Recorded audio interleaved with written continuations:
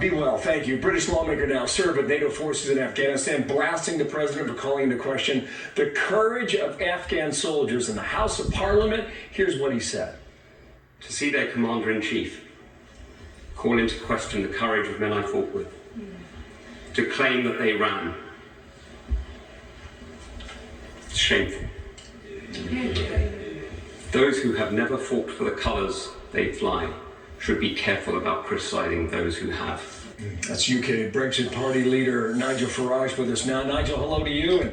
And Dana was reading last hour, there was a report out of London that suggests that Boris Johnson tried to reach President Biden on Monday morning, and they finally talked to 10 o'clock your time in London Tuesday evening. Can you verify that? Yes, that is absolutely true. Joe Biden, despite the fact the mission in Afghanistan was not purely an American mission, it was a NATO mission. We were the second biggest partner.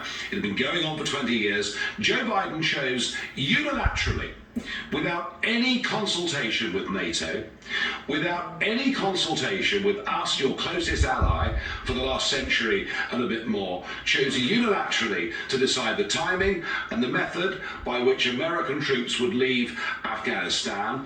That left the rest of us simply with no option, just because America clearly is bigger than we are and the rest of us. And this is not how you treat allies. It is certainly not how you treat a NATO alliance, which since the late 1940s has done so much to preserve peace in the world. And I can't think in my lifetime of a moment when my friends in this country, who are naturally inclined to be pro-American, have been more critical of America and asking the question, how could we ever trust America again? That's just how serious this is, not just for us, but for America's place in the world. And it does seem to me, on a number of angles, that what Biden has done is given China a massive leap up the global agenda. Well, you wrote about that. I wanted to get your take on it. You think that China already has decided we'll figure out a way to deal with the Taliban and we'll take their resources as well? Oh, yes.